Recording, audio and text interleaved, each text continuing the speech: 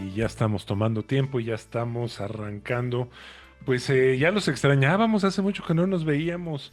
Está con Mucho. nosotros Nadia Tobar y está Fernando Pescador, con los que hemos estado platicando de temas de seguridad en Conexionista los últimos, pues ya llevamos un buen rato, ¿no? Fernando, como 2 años ya, ¿no? Un Sí, ratotote. desde Y el dos mil Nadia, veintitrés aquí en Conexionistas. y Nadia también pues, se incorporó hace poco, relativamente poco, pero también ya llevas un rato. Ya No, llevamos no, un ratito, sí. no es poca cosa. Pero bueno, si ustedes no están debajo de una piedra y viven en este país, pues se han de haber dado cuenta que ahorita la gente está muy enojada con el tema de la cuestión de que nos van a espiar, de que el gobierno limita nuestras libertades, que ahora sí que tu teléfono va a ser el chismoso y les va a decir toda tu vida.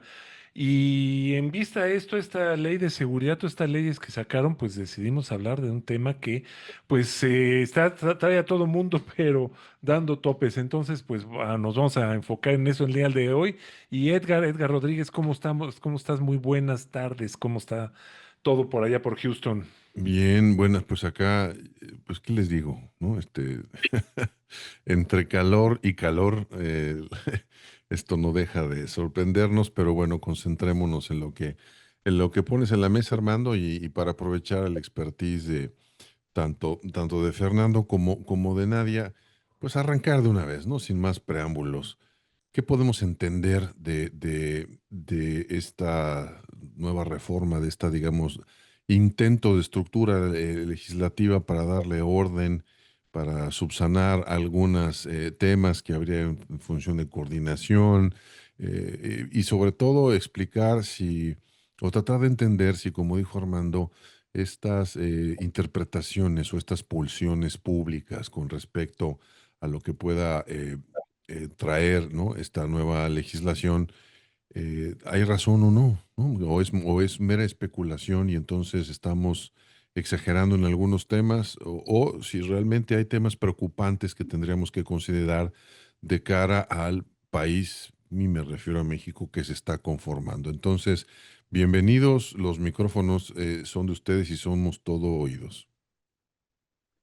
Muchas gracias. Si me dejan empezar, digo, yo quisiera abordarlo primero desde la perspectiva un poco más jurídica, ¿no? Y abogadesca y poner sobre la mesa algunos temas para generar esta discusión. eh, Se abroga como tal, ¿no? La Ley General del Sistema Nacional de Seguridad Pública que teníamos anteriormente y sacan esta nueva ley. Y ahí, del análisis que hago, resalto algunas cosas. Por ejemplo, habla de la creación de la plataforma digital de usuarios de telefonía móvil, ¿no? Que es algo que empieza a asustar un poquito, la cual va a ser coordinada por la Agencia de Transformación Digital y Telecomunicaciones, ¿no? Ese es un primer dato. El otro dato que también me gustaría resaltar es que ya esta ley habla de que va a haber una coordinación con el Poder Judicial de la Federación y con los poderes judiciales de las entidades federativas, cosa que no estaba en la anterior, para mejorar los procesos de investigación y persecución de los delitos bajo el mando y conducción del Ministerio Público. También habla del Sistema Nacional de Información, donde se crean, ¿no? Una serie de registros, digo, algunos ya estaban, ¿no? El Registro Nacional de Detenciones, pero hay una serie de nuevos registros de medidas cautelares, de los registros vehiculares, precisamente los registros de telefonía, etcétera. Y en el caso de la ley, esta nueva ley del Sistema Nacional de Investigación e Inteligencia en materia de seguridad pública, también el punto a resaltar es que habla de la interconexión de los sistemas de las entidades de la federación y de las entidades federativas en materia de seguridad, pero también la interconexión de los sistemas de inteligencia de los entes privados para fines de investigación de los delitos. Y desde el punto de vista jurídico, como creo que ya lo habíamos platicado en otras ocasiones, se escucha muy bien en el papel, ¿no? Creo que tiene muy buenas intenciones algunas de las disposiciones ahí previstas, pero realmente, digo, yo que he estado en esos temas, desafortunadamente considero que no tenemos ni la capacidad instalada, ¿no? En cuanto a infraestructura, ni tecnológica, ni de capacitación humana para implementar estos sistemas y estos registros como lo plantean las dos leyes, ¿no? Obviamente, como vienen los transitorios típicos que te dan un plazo. Tienes, decir, le dieron 120, 180 días, ¿no? Para sacar el reglamento y para la implementación de estas disposiciones. Obviamente es mucha parte tecnológica y obviamente mucho tema presupuestal. Y también la ley lo plantea, ¿no? Todo este recurso se lo tendrían que dar a la Secretaría de Seguridad y Protección Ciudadana, aunque señalan ahí que no va a haber ampliaciones presupuestarias para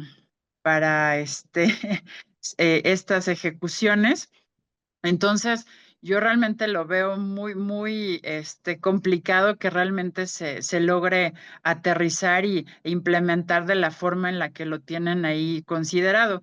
Y pues yo creo que la parte del espionaje, pues sí es mucho de, ¿no? La narrativa y de la propaganda negativa que se le quiere hacer a estas nuevas disposiciones, pues por seguir la línea, ¿no? De estar en contra del gobierno, pero digo, creo que hay cosas que se pueden rescatar.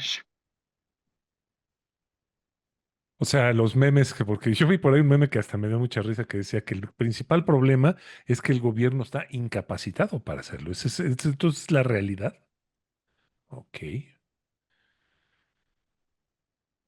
Sí, digo, órale. si aquí, por ejemplo, en una institución para hacer un sistema, un simple sistema, una base de datos mínima, se necesita mucho recurso presupuestal y obviamente gente muy especializada y capacitada. Y aquí lo que plantea la ley es que todas las instituciones de seguridad pública de la federación, de las entidades federativas y de los entes privados tienen que alimentar diariamente. Así lo dice diariamente, toda la información que van recabando, ¿no? De todos los conceptos que vienen señalados en la ley, ¿no? De denuncias, detenciones, investigaciones, registros, etcétera. Entonces, Ya, No ni va a hablar. pasar. a ¿Cómo lo ves ver, tú, Fer?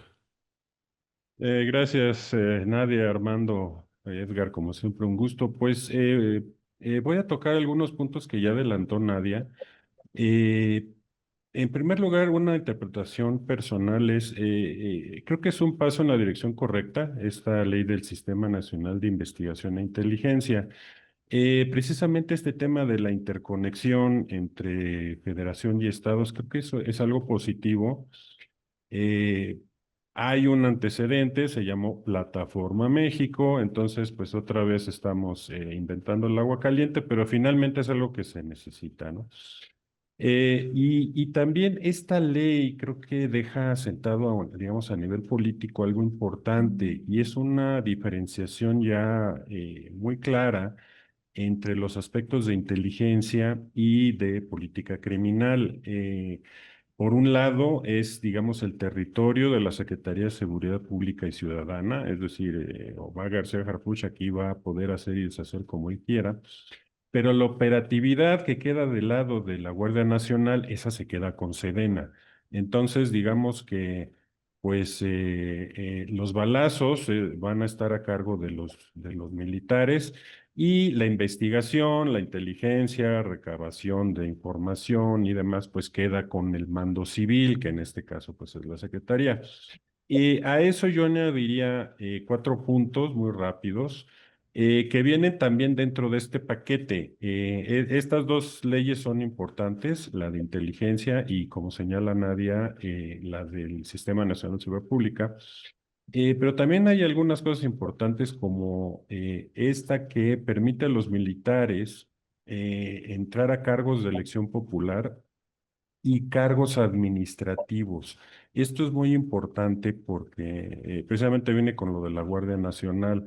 Muchos analistas han dicho, no, pues es una militarización y eh, pues aquí es interesante por lo siguiente, en muchas ocasiones se habla de un narcoestado, pero realmente lo que vemos es que pues viendo esta ley, estos detalles, pues el narco está en la sociedad y es el Estado el que se va a defender. Entonces, por eso se está previendo que militares en activo pues se quiten el uniforme y lleguen a la Secretaría de Gobernación, al Poder Judicial, al Poder Legislativo. Eso es importante, ¿no? Entonces es algo que viene en este paquete que es novedoso, porque incluso es amplio, dice. Se les va a permitir desempeñar actividades o empleos civiles en dependencias del Ejecutivo Federal, de los gobiernos de las entidades federativas, de los municipios, en organismos descentralizados o empresas de participación estatal y otras dependencias públicas. Entonces es todo el gobierno estando los militares en funciones. Entonces ese es un punto importante de este paquete. El segundo que ya adelantaba Nadia, pues esto de los datos biométricos, ¿no? Híjole, ¿qué va a hacer el gobierno con nuestros datos biométricos? Pues, pues no, ese es justo el punto, porque pues realmente va a ser el gobierno de México o el gobierno de Estados Unidos el que va a utilizar estos datos biométricos. ¿Y a qué me refiero? Con una curva biométrica amplia, bien financiada, que todos los mexicanos, nosotros, nuestras familias, todo el mundo ya la tenga en unos años, pues eso puede ser una puerta de acceso pues a un nuevo esquema migratorio para trabajadores, para el movimiento de personas en toda la esfera de América del Norte. Entonces, esto de los datos biométricos no es nada más de, uy, pues es que, ¿qué va a pasar con mi iris y mis huellas dactilares? Puede ser que la iniciativa vaya más, tenga un alcance mucho más amplio de lo que ahorita en México estamos analizando. Y bueno, como decía Armando, bueno, pues es que ahora nos van a escuchar y nos van a estar espiando, y que es mucho de lo, digamos, de lo que los medios han retomado, los analistas. Pero ahí les van algunas cifras. Al cierre de 2024, en México, datos del Instituto Federal de Telecomunicaciones, hay 142 millones de líneas de telefonía móvil. Es decir, hay un teléfono celular por cada hombre, mujer y niño en el país. Ah, Además, de ese universo, el 95%, 135 millones de líneas, tienen acceso a Internet. Entonces, el universo que eso implica, ¿no? Eso adicional que hay 28.9 millones de líneas fijas todavía, o sea, el teléfono que suena, ¿no? En algunas casas todavía, bueno, pues hay que añadir otros casi 30 millones de líneas. Entonces, este universo hace que pues un monitoreo humano pues es una quimera, ¿no? Porque con un estado de fuerza de la Guardia Nacional en 2024 de 126,000 efectivos, pues eso haría que desde el comandante general de la Guardia hasta el cadete más reciente, pues tenga que estar monitoreando en tiempo real 1,125 líneas telefónicas. O sea, es una locura impracticable. O sea, no iría por ahí. Entonces, aquí, como bien adelantaba Nadia, pues ese es un tema de capacidades tecnológicas. Y también de prioridades institucionales. Por un lado, pues las capacidades tecnológicas, ¿quién las va a dar? Porque, pues, comentaba yo sobre Plataforma México, pero pues, ¿qué tal si también hay auxilio del FBI, la DEA? No, ahorita no lo sabemos. Y las prioridades institucionales. ¿Quién las va a determinar? Porque, pues, una cosa es, pues sí, vigilen el ciberespacio y las redes y los teléfonos, pero ¿quién lo va a determinar? ¿La Presidencia de México o son acuerdos ya con Estados Unidos? Y en todo caso, pues la situación de seguridad nacional, pues a ver, Sinaloa lleva 10 meses en una crisis de seguridad brutal. O sea, el Estado está perdido, no se puede, no hay vida normal, no hay vida económica, es un desastre Sinaloa. Entonces, pues en ese contexto, pues conocer a dónde va Lili Telles o Ricardo Anaya los domingos por la tarde, pues realmente pues, no se aprecia prioritario. Es decir, hay mucho de seguridad para que las instituciones se centren en eso. Y termino con un último punto. Muchos, sobre todo en medios de Estados Unidos, sobre todo youtubers y demás, pues dicen, no, es que hay que bombardear México y los siguientes misiles, que así como mandamos misiles a Irán, pues ahora le toca a México. No, no, no, no, o sea, no va por ahí. Ya vimos que con la intervención de CI Banco y Vector Casa de Bolsa, el arma de destrucción masiva es lo financiero. Ahora, lo financiero en un momento en el cual la deuda de Pemex es ya inmanejable. Entonces ya no nada más es una cuestión de está produciendo o no, es un problema adicional. ¿Qué va a pasar con la deuda de Pemex si resulta que la banca mexicana por alguna cuestión es intervenida, empiezan a surgir más casos de lavado de dinero? Pues hay escenarios ahí importantes, ¿no? Entonces, pues eso es lo que yo estoy viendo ahorita. Uy, hay un chorro de temas. Sí. Eh, a ver, déjeme tratar de salirme de la coyuntura porque yo creo que esta conversación o las conversaciones que he escuchado están centradas bajo algunos supuestos que no sé si se estén cumpliendo. Uno, y ahí difiero un poco contigo, Fer, a mí me parece que este asunto del narcotráfico no está en la sociedad civil. Cuando hablamos de un narcoestado es que el narcotráfico ya forma parte del gobierno. Y entonces o sea, el narcoestado es en donde miembros del Estado, no sé en qué porcentaje, son parte, ¿no?, del narcotráfico, no al revés. Y creo que esta distinción es importante. Y seguramente a la distancia otra vez en la que me encuentro y con los calores de verano, pues yo ya me volví loco.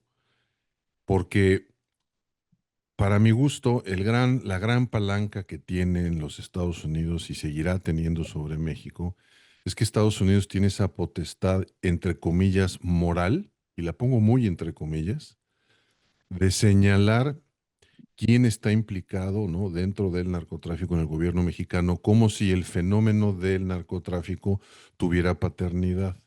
Y entonces resulta que solamente en los países, ¿no?, tercermundistas, productores, ¿no?, existe el narcotráfico. Una vez que cruzan sus fronteras, llámese México, Colombia, productores de opio en Medio Oriente, una vez que sale, entonces el narcotráfico deja de existir y llega, ¿no?, a países que solamente tienen consumidores descarriados, ¿no?, moralmente afectados que consumen drogas, porque en esos países no hay infraestructura ni logística ni financiera, ¿no? Si me valen el sarcasmo. Pero lo importante aquí es que nada de lo que México haga va a funcionar porque se presume que el narcotráfico es parte del gobierno. Y los niveles de complicidad son tales en que no necesito que alguien sea electo, ¿no?, sino lo único que necesito son el poder de financiamiento de campañas y además no solamente en financiamiento de campañas políticas electorales, sino, ¿no?, en esta versión que no tiene nada de nueva, que es ese brinco mágico que de repente dan los políticos mexicanos o los políticos de algunos países de convertirse en políticos destacados, hombres de Estado y mujeres de Estado claves al sistema, en exitosos empresarios. No ellos nada más, ahora ya son sus hijos. Y entonces hoy somos testigos de ese cinismo en donde las familias de ciertos políticos de renombre en todos los países, y estamos viendo cómo esta camada de nueva generación de los López empieza a formar parte justamente de ese bloque, en algo en que irremediablemente empiezan a acumular riquezas. Y no quiero presumir o asumir que únicamente sus riquezas son producto de vinculaciones con el narcotráfico y no como acuerdos ilícitos de corrupción y todo esto que ya sabemos. Pero los grados y niveles de protección, la falta de acción, este asunto de siempre entregar, dar estos golpes espectaculares, no importa si es Harfuch o el que sea, de ahora sí tuvimos el cargamento más grande y ahora sí tomamos funcionarios menores. Pero si entendemos cómo trabaja la política, pues los grandes tomadores de decisiones siguen ahí y seguirán. Entonces yo creo que mientras México tenga sus niveles de de complicidad, poco le resta por hacer y por lo tanto los Estados Unidos van a tener siguiendo ese argumento diagonal, pretexto moral para hacer lo que quieran porque México no tiene el tamaño para demostrar que del otro lado frontero quizás ocurra exactamente lo mismo. Y yo en Eh, ese contexto veo todo esto como la formalización, la apertura de puerta, ¿no? Porque yo entendería que esto funciona, va en el camino correcto cuando tenemos un Estado que no tiene ese fardo, que no tiene unas alforjas eh, pesadísimas. Y pues yo justo, dudo. es que justo, o sea, es que no me estás contradiciendo. Justo ese diagnóstico es lo que llama la atención de Mm, que haya una política pública de, pues, fomento de personal militar en la administración pública. súper preocupante eso que Es, estás diciendo. ¿Por qué? Porque precisamente, pues, en el contexto que lo estás comentando, que es correcto, habría que verlo como un contrapeso. Es decir, pues hay que contrabalancear a los narcojuniors, quien quiera que esos sean, se Mm, manejen y no sabemos siempre quiénes son o quiénes no.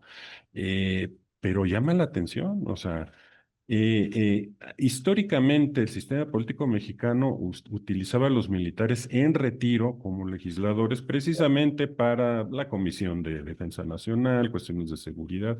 Eso no es nuevo. Lo que es nuevo es esto, es que van a ser militares en activo y por militares me refiero pues a la Guardia Nacional que pues, ya es parte de Sedena, fue parte de esta reforma.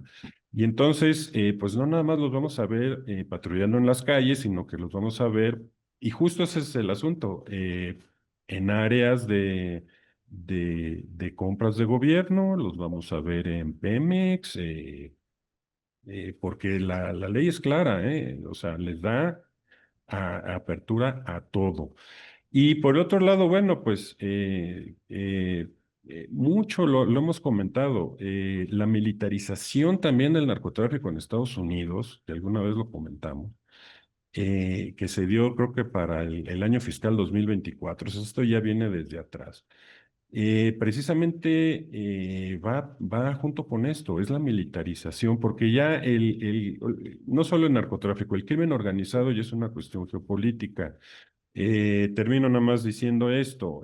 Recientemente leí un artículo que, bueno, ponía el grito en el cielo, porque la producción de oro en Colombia, Perú y Venezuela ya no corre a cargo de los gobiernos, corre a cargo de los grupos de delincuencia organizada que están extrayendo el oro y en lugar de ser una cuestión de Estado, cuando las monedas de las naciones están transitando hacia el patrón oro de nueva cuenta, el crimen organizado pues les está comiendo el mandado.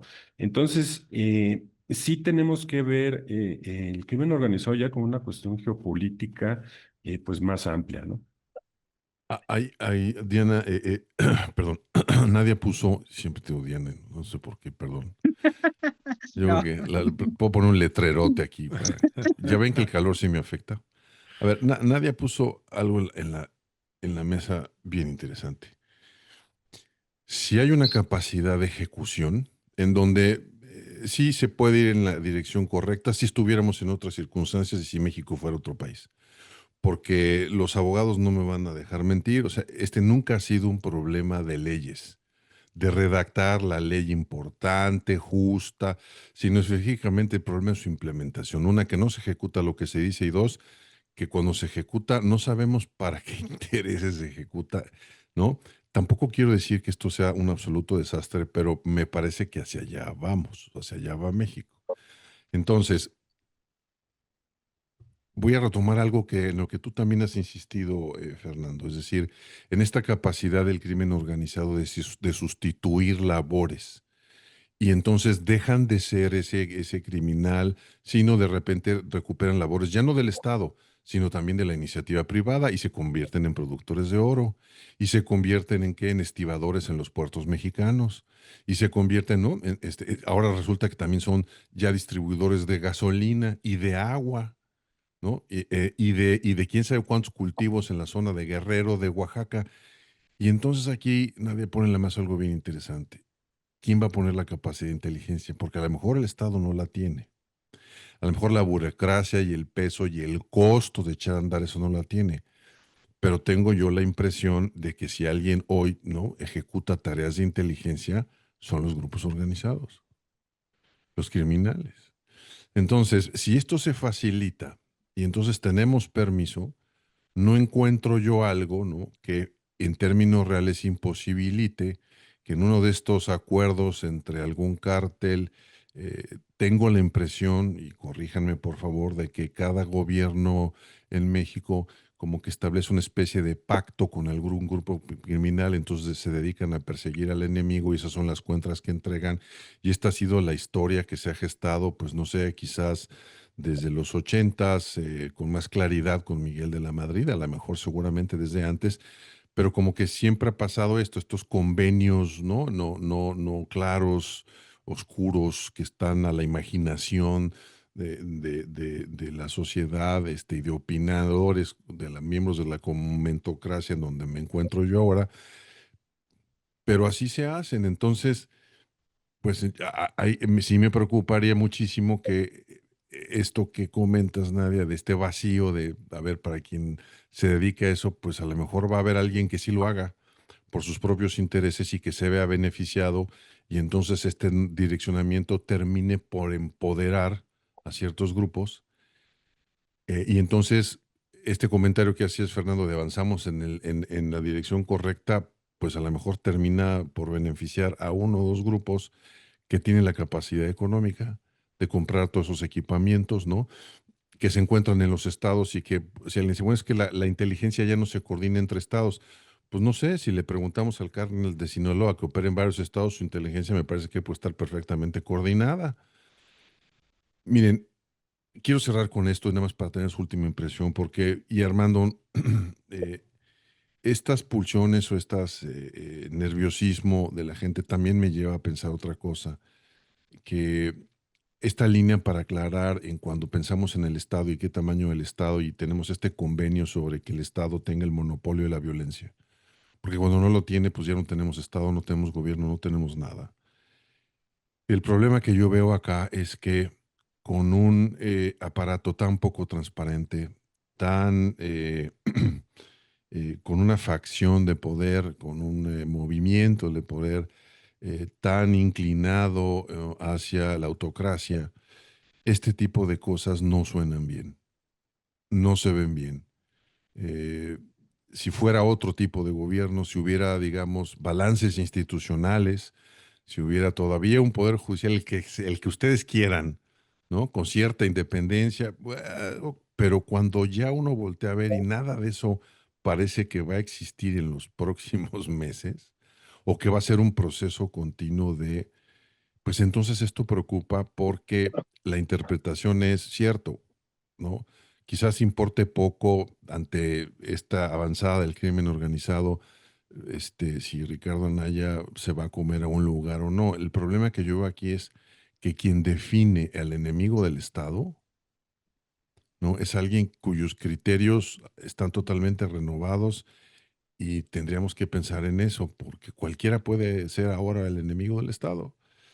Entonces, ¿ustedes creen que se genera algún tipo de contrapeso, de balance, que esta ley esté facultando alguna capacidad que nos hable de alguna especie de garantía, de intento de balance dentro de las instituciones, o simple y sencillamente es una forma más sofisticada, más compleja, de darle más herramientas a quien ya gobierna para que se quede ahí? ¿Cómo lo ven? Yo quisiera nada más rápido ahí, retomar, todos los puntos. Lo que decían, ya lo habíamos platicado, yo creo que la delincuencia organizada, el crimen organizado ha hecho un reemplazo completo del Estado, ¿no? En Mm, muchas de las entidades federativas y en algunas comunidades, bueno, en muchas, ¿no? Le decíamos que es todo un ecosistema, ¿no? Porque es un tema educativo, social, cultural, psicosocial, incluso de sentido de pertenencia, ¿no? Porque ya no es nada más, o sea, es desde los jóvenes, ¿no? De que no saben, ahorita con eso de que no saben ni qué quieren ser, ¿no? Si un día quieren ser hombre, mujer, perro, gato, ya les gustan los aliens y demás. Entonces, este tema de pertenecer, ¿no? A un grupo delincuencial y que traer aquí su sello y eso, bueno, pues genera, ¿no? Ya en la parte esta psicológica, desde ahí un tema y bueno, pues de ahí se pueden desencadenar varias situaciones, pero ya lo platicaremos en otra ocasión. Y a mí de la parte de los militares en el gobierno, y sobre todo en activo, yo quiero poner sobre la mesa todo el galimatías administrativo que esto conlleva, porque al ser militares en activo, obviamente ellos tienen todas las prerrogativas que les pone, que los protege la ley, ¿no? O sea, del ejército mexicano. ¿Qué quiere decir? Portar armas, ¿no? Usarlas, incluso pueden andar, o sea, podrían andar uniformados porque son militares en activo. Y entonces ahí entra también una parte administrativa y jurídica de si cometen alguna falta, ¿quién los va a sancionar? Los sancionas por la parte disciplinaria militar, porque es militar, o por la parte civil. Es uno de los grandes problemas que se suscitó en el caso de la Guardia Nacional al ver porque aplicaban muchas legislaciones, o sea, aplicaban una legislación para los civiles, otra para los militares en activo y otros para los militares retirados que estaban ocupando cargos de seguridad pública. Entonces, ahí la verdad es que va a ser todo, les digo, todo un galimatías administrativo bastante complejo. Y la otra, la verdad es que zapatero a tus zapatos, o sea, el militar será muy bueno bajo su doctrina y su profesionalización en esta parte castrense, pero con todo el respeto, en la parte administrativa, sí no tienen un desconocimiento total de toda la estructura de la administración pública federal civil. ok. Y poner sobre la mesa al final lo que tú decías, Edgar, si había algún contrapeso o algo, yo quisiera llevarlo al tema de toda esta parte de la guerra psicológica y de la propaganda, ¿no? O sea, lo que hacen, ¿no? Los gobiernos, ¿no? Utilizan todas estas, ¿no? Las PSYOPs, ¿no? La guerra psicológica, precisamente con estas, algunas actividades para generar miedo en la población, ¿no? Con la intención de debilitar las bases de apoyo, ¿no? De ciertos sectores de la población o desarticular organizaciones y demás. Entonces digo, se puede ver desde esa óptica, ¿no? O sea, ¿por qué el gobierno está poniendo casi, ya, que va a tener así un ojo, en todo lo que hace, lo que hacemos todos los ciudadanos y ya, o sea, no se les va a escapar ningún delincuente, ¿no? Entonces, ya va a haber tal organización, ¿no? Y articulación de todo el gobierno mexicano, ¿no? Ahora sí en contra del crimen organizado, nada más falta que le pusieran ahí una capa, ¿no? De superhéroe a la ley. Digo, puede ser, ¿no? Parte de esta propaganda también y una estrategia de guerra psicológica que se utiliza, ¿no? En contra de un enemigo que es el crimen organizado. Ah, qué interesante.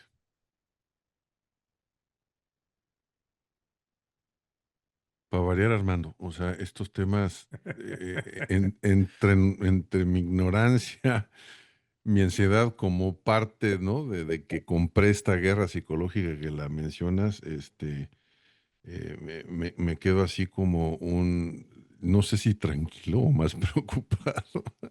Es lo que estaba yo analizando ahorita, fíjate, como que, vaya, sí, lo que dice Nadia me gusta mucho, ¿no? Como lo dice, la forma que lo dice. Yo agregaría ahí lo que decían los memes, ¿no? Que además el gobierno, pues, está prácticamente dirigido por gente que no tiene ni idea de lo que está haciendo, ¿no? Entonces, pero qué tan bueno es eso o qué tan malo es eso, ¿no? Entonces, eso, pues, seguramente el tiempo nos los va a ver, nos los va a demostrar. Pero pues esto de experimentar en este tipo de cosas siempre, pues siempre pone los pelos de punta, ¿no? A los que tienen. Y ahí nada Fíjese, nada más, más nada más, un... Yo Sí. les robo medio segundo. Nada más quiero leerles lo que pusieron en la ley de la definición de delitos de alto impacto, que para eso es para lo que van a utilizar todo el sistema de inteligencia y la interconexión. Dice, aquellos que debido al bien jurídico tutelado, la forma de comisión, la gravedad de sus efectos, así como el alto nivel de violencia e incidencia, generan conmoción social y aumentan la percepción de inseguridad. ¿Qué chiflados O eso? sea, ¿Cuál es todo y ese nada. delito?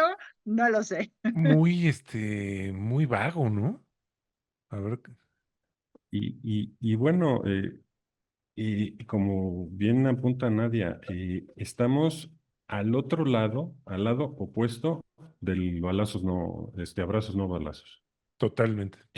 Entonces, eso también, pues, ¿cómo es posible que un mismo partido político hace 7 años propuso una cosa y 7 años después estamos a lo contrario? Así de grave está la situación, así de grave está el diagnóstico de nuestros gobernantes que se están aventando eso.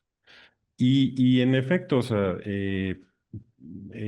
las operaciones psicológicas, las PSYOPs que comenta Nadia, bueno, pues estamos viendo eso alrededor del mundo, ¿eh? Estados Unidos en primer lugar, ¿eh? Entonces, sí, sí es un mundo nuevo al que estamos accediendo todas las sociedades del mundo. Y pues sí, son aguas, como bien apunta Armando, pues son aguas desconocidas, entonces pues no sabemos si pues podemos bajarnos del barco o ahí viene Godzilla, ¿no? O sea, no sabemos. Yo, híjole, sí, quizás siempre termino en este asunto de, bueno, y como ciudadanos, ¿qué se puede hacer? Ya lo platicaremos después. Hay tantos temas que están en este espacio por explorar y bueno, pues no me queda más que agradecerles su participación, el tiempo que le dedican sobre todo, ¿no? A informarnos, a ilustrarnos a quienes no tenemos la más mínima idea y tenemos además muchas imaginaciones y quizás hasta la misma postura y nosotros, o en este caso yo tendría que comenzar por abrir la óptica para tratar de entender otras cosas, para evitar llegar siempre a la misma conclusión, pero bueno, me parece que este es un tema bien importante porque apenas evoluciona y sí es cierto, Fernando, es decir, es parte de la época, es parte del momento que se vive, ¿no? A nivel internacional, es parte de estas pulsiones, ¿no? Que tenemos y vemos cómo, pues sí, los gobiernos se organizan, actúan de una manera. Lo que no veo en el caso mexicano, que sí veo en el caso de Estados Unidos, son estas reacciones de la sociedad, ¿no? Que por lo menos acá hay organizaciones, hay más debate, y no sé, pero eso quizás sea ¿no? Azúcar de otro costal. Entonces, gracias por acompañarnos. Y como de costumbre, lo que ¿cómo se llama? Lo que siempre les pido, empezamos por Nadia. ¿Cómo te seguimos? ¿Dónde te encontramos en redes sociales? En X, @natsrocks27. Perfecto. Muchas gracias por estar con nosotros, Nadia. Fernando Pescador, ¿a ti cómo te encontramos? Gracias, Edgar, Armando, Nadia. También en X, en @Guzmán Pescador o con mi nombre, Fernando Pescador, para estos y otros contenidos. Perfecto, no se los pierdan. La verdad es una buena orientación en todo este vorágine que hay de gente opinando y diciendo y adivinando y creyendo que saben todas. Pero bueno, y a nosotros nos se pueden encontrar como Conexionistas MX en Facebook y en X, Conexionistas México en YouTube y en Spotify, y en Telegram nos encuentran así como Conexionistas a secas. La música es de Alejandro Sábor, te lo encuentran en YouTube, y el diseño es de Sofía Reynoso, ya lo encuentran en Facebook y en X. Muchas gracias por escucharnos, muchas gracias por vernos, nosotros somos Conexionistas.